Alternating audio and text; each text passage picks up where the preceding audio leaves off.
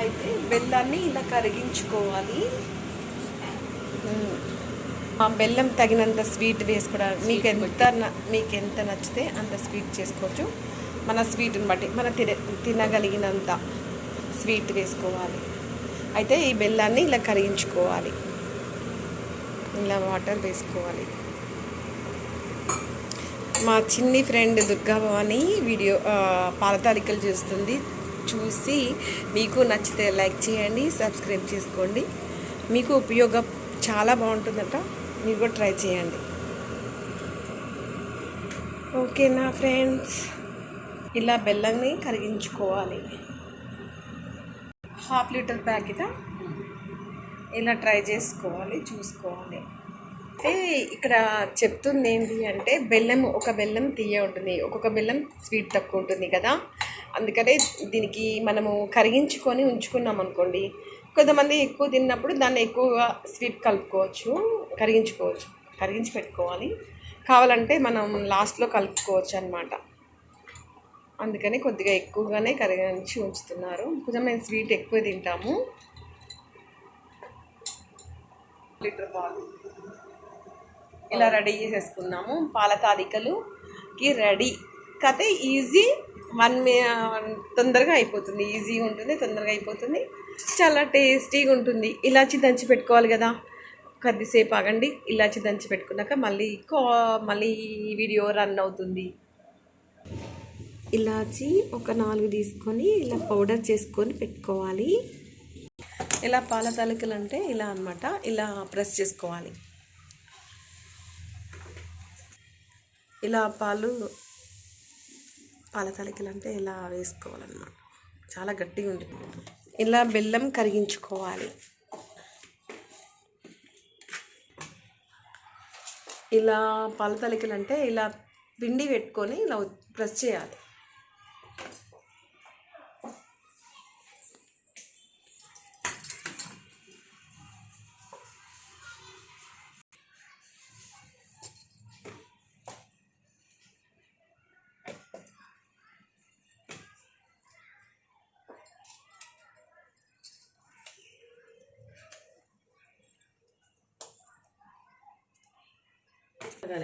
అది గట్టిగా ఉంటుందంట, పిండి బలంగా వత్తాలి.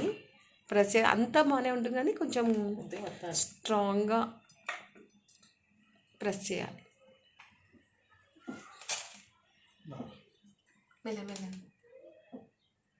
ఇలా పాల తాలికలకి ఇలా వేసేసుకోవాలి. అబ్బా, చూస్తూనే చాలా బాగుంది కదా.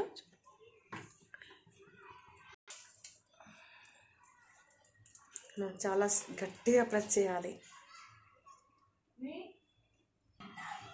ఇవి పాల తాలికలు. బెల్లం కరిగిపోయింది. ఇది ఒక వెరైటీ పాల తాలికలు.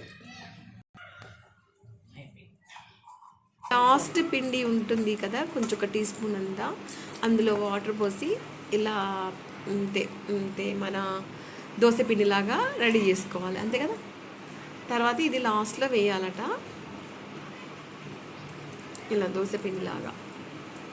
అందులో కొంచెం బెల్లం ఉంది కాబట్టి కలర్గా వచ్చింది, రెడ్గా.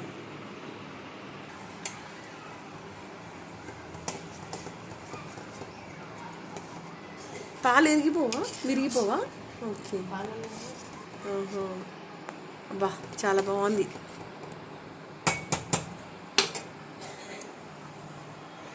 అలా ఇలాచి వేస్తున్నారు.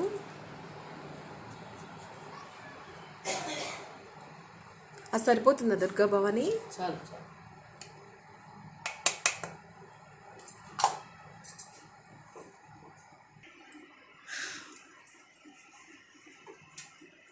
ఇలా దోశ పిండిలాగా వేసుకున్నది ఇలా లాస్ట్లో ఫైనల్గా వేయాలన్నమాట.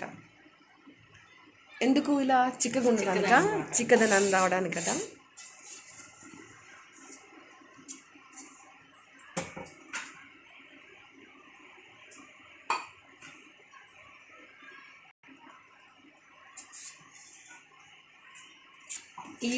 ఈజీ పాల తాలికలు పిల్లలకి, పెద్దలకి, ఎవరైనా హాయిగా హ్యాపీగా తినచ్చు. మీరు కూడా ట్రై చేయండి.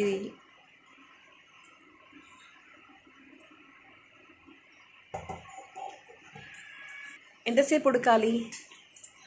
ఇక ఆ తాలికలు ఉడికేదాకా చూసుకోవాలి, టెస్ట్ చేసుకోవాలి. ఓకే. ఒకటి బయటికి తీసుకొని ఉడికింది చూడాలట, ఎలా ఉడికిందా లేదా అని గమనించాలి, టెస్ట్ చేయాలట. ఇంకొద్ది ఉడకాలి, అలా చూసుకోవాలి. అంటే అది ఏంటి కట్ చేస్తే పట్టుకుంటే కట్ అవ్వాలి, అంటే విరిగిపోవాలి కదా. ఓకే, ఇట్లా ఉంది కదా, గట్టిగా ఉండకుండా విరిగిపోతే అప్పుడు మనకు ఉడికినట్టు, అది ఉడికినట్టు.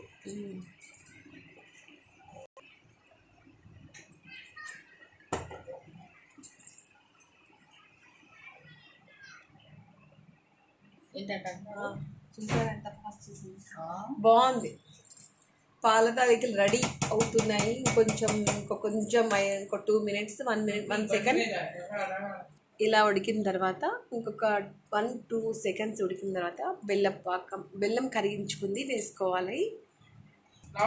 ఇలా ఉడికిందో లేదో టెస్ట్ చేసుకోవాలి.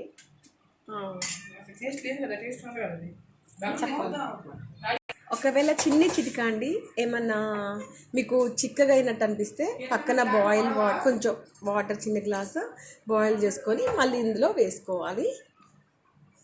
అలా ఇప్పుడు చూడండి, ఒకవేళ చిక్కగా అనిపించింది అనుకోండి, అప్పుడు కొంచెం వాటర్ ఇలా వేసుకుంటే బాగుంటుంది. అయితే గరిటెతో కలిపితే ఇరిగిపోతాయట, అందుకనే బెల్లం పాకంలో ఇలా కలుపుకోవాలి, పైకి కిందికి. ఇది ఆ గిన్నెలోంచి ఈ గిన్నెలోకి షిఫ్ట్ చేసుకోవాలి. చూసండి పాల తాలికలు ఎంత పెద్దగా ఉన్నాయో. అటు నుంచి ఇటు షిఫ్ట్, ఇది కొద్దిగా స్ట్రిక్ట్, కష్టమే ఇది, ఆ గిన్నెలోంచి ఈ గిన్నెలోకి షిఫ్ట్ చేయడం.